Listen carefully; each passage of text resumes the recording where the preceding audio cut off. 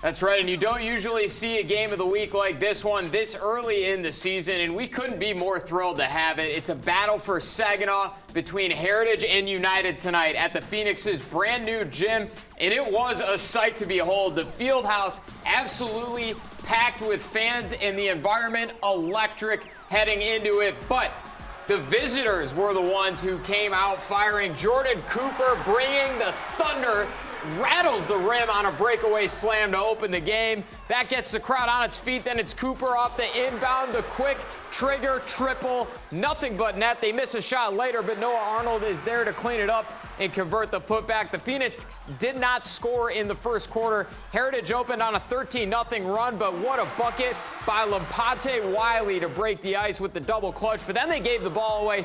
Isaiah Burton, the steal, takes it all the way down for a transition two. And here's Burton later with a corner three look and splash for the junior. The Hawks on fire against their rivals, but Terrell General has an answer for that one. No one in the same zip code, and he makes him pay with a tray. Other end, Heritage misses, but not missing a beat is Jordan Howard, making it look effortless on the putback. This Hawks team had something to prove tonight. They go into United's building and spoil the party. Heritage looking like a problem this year. They win it 73-56.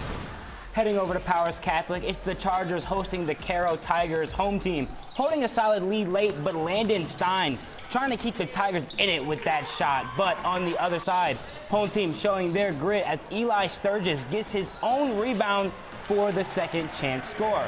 But Caro, they've got some of that grit too. Drew Long, he cannot get the first one to go, but he hangs in there, making a play anyway. Those are hustle points right there, and now feeling fired up. Long looking to go coast to coast. No matter who stepped up, he was going to get to the cup, and he gets another one to go. Back on the other end, Silas Bavier playing bully ball. That's a physical and one bucket for the big man. The Tigers not giving in yet, though. That's a mid-range jumper that rolls its way in. Long trying to keep his team in it. However, Powers, their physicality showing all night as they fed on second chance points through four quarters. Caro just not able to keep up with the Chargers as they improved to 2-0 after an 80-57 victory. Now we'll pick up another crosstown showdown between Bentley and Atherton in an unbelievable play by a contorting Anthony Franklin. Somehow he gets it to fall. Then Brandon Lott picks the pocket. Shot is no good, but Beyonce Johnson grabs the offensive board and cashes in some second chance points. Bulldogs on the attack. Angel Vela on the wing and money from distance. The hosts starting to get into a rhythm. Great feed to Cadence Herbert from Jordan Walker to put up another pair. Then Franklin sees the wide open lane and takes it. Easy basket there for Bentley. Now it's the Wolverines. A no-look pass by Cartier Younger to Arzell Little, who finishes the play. Other end, Walker open on the wing and nails the tray ball. That sparked a little run from behind the arc. Anthony France here knocking another one down, and then Atherton gets involved. It's Younger, it's good. Wolverines hanging around, but not enough to get them over the hump. Franklin, another three, bottom, and Bentley cruises tonight. They get the 65-44 victory over their rival. For Game 4, we head to Durand for the Railroaders season opener against the 1-0 Weberville Spartans. The visitors, they would be the first ones on the board thanks to a wide-open three-pointer from Camden Buchanan, and that was just the start for Weberville. Very next play, swinging the ball around to Dominic Driver. Not a lot of space, but he drills it anyway. And Driver, he started to feel it early from three. There he is again in the corner, and he is money from deep. But however, on the other end, Durand in need of a bucket. Aiden Segrist deciding to take this one to the cup. It goes to give the Railroaders some momentum. Here they come down court now, trying for a three of their own. Shea Osanisic in the corner, and he knocks it down. He's looking for more. On the break again, Osanisic now in the opposite corner, but the same results. Another three. He was trying to keep Durand in it, but the Spartans, they continued to pour it on from three-point land as well. Dylan Rhodes added another. They hit over 8 threes in the first half alone, a pace the Railroaders just could not match as they dropped their season opener. Final score 71-49. Feels good to be back out there shooting some basketball again, man. I had a lot of fun tonight. It does, and I mean, some of these openers, man, I mean, getting early in the week, that Heritage game, what a game so far. I couldn't expect that to turn out. Yeah, absolutely. And either way, the atmosphere was electric. There's some great players on both teams. Great players around the area, great teams around the area, and of course we're looking forward to getting the girls in action next week as well. But don't go anywhere because we still have one more game of highlights to cover tonight. And it's an early Tri-Valley Conference Red battle between John Glenn and Frankenmuth. We have that and much more coming up after the break.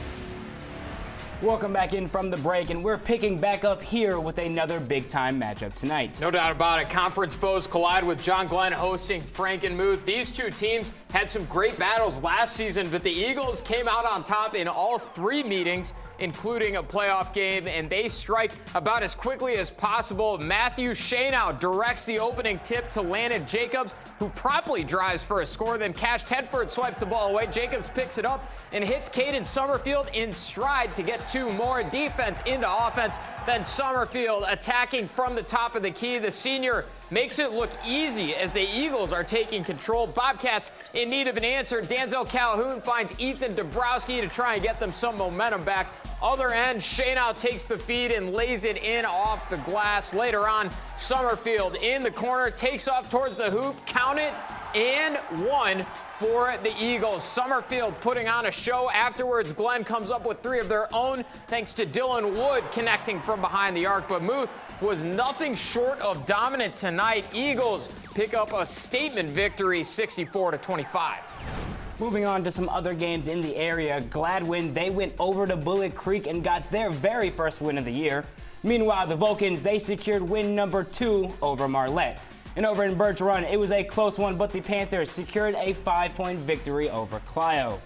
And Lapeer just falls short against North Branch. The Lightning lose by 1 point, 53-52. Flushing, a 30-point victory tonight over Genesee Christian. And finally, another close one in Saginaw, but it's Nouvelle who edges out Midland 67-64. That'll do it for our high school coverage tonight. So now it's time to look ahead to some of the college and pro games coming up this weekend. Michigan State, Michigan, and the Pistons will all be in action. The Pistons were actually in action tonight hosting the Trailblazers. It was a battle into the end, but Detroit able to pull out a 122-116 victory. Meanwhile, tomorrow it's one of the biggest games of the college basketball season, with number 4 Duke making the trip to the Brez against 7th-ranked Michigan State. And Michigan jumped all the way up to 3rd this week. They are also in action tomorrow. The Wolverines opening up Big Ten play against Rutgers. The Pistons are on a back-to-back, so they'll also play tomorrow night against the Giannis-less Bucks now. Plus, both Michigan and MSU's women's teams will be in action Sunday. The 6th-ranked Wolverines host Purdue at Chrysler Center, and the 20th-ranked Spartans head to Madison to face Wisconsin. A whole lot of great basketball this weekend. I know you were tapped into the Pistons game tonight while I was still getting the highlights together. What were some of your takeaways from their showing? I think the biggest thing to take away from this Pistons game is that, they've been not exactly in a rut, dropped a couple games over the past couple weeks, and they kind of won without playing some of their best ball today. So I'm sure they'll kind of have to get back into it. I mean, you learn from what you kind of made mistakes on today, take it right into the Bucks tomorrow. Absolutely, and it is a great opportunity for them. Obviously, Giannis is one of the best players in the league, and not having to go up against that and game plan for him is a huge advantage for the Pistons. So hopefully they can take advantage. And of course, I mean, I know you've been waiting to talk about this one. Duke, MSU tomorrow at the Brez. It should be just complete madness there. Yeah, I mean, anytime two teams like this match up together, it's going to be, like we said, it's one of the biggest games of the year so far for college basketball. Duke, obviously, they've got some big stars over there, Boozer being one of them, real big guy. He's been tearing up defenses this year. We got 2 big guys in Carson Cooper, Jackson Kohler, and they're going to have to do their absolute best to stop them. Everyone's going to have to produce on offense against Duke. So absolutely. A couple good boozers at Duke, by the way. Right. But I think the biggest but the biggest improvement that we've seen from Michigan State has been the play of Jeremy Fears, particularly shooting the ball. He has been phenomenal. Yeah, I mean, it's been a big year for him, obviously. He's had a lot to come back from with injuries and stuff like that. Assist numbers are off the charts this year for him, and like you said, no one could have expected the shooting. Honestly, from the entire Spartans team so far, that was one of the biggest things that they've needed improvement on. So it'll be exciting to watch that game for sure. Have a great weekend, everyone. We'll see you again on Monday.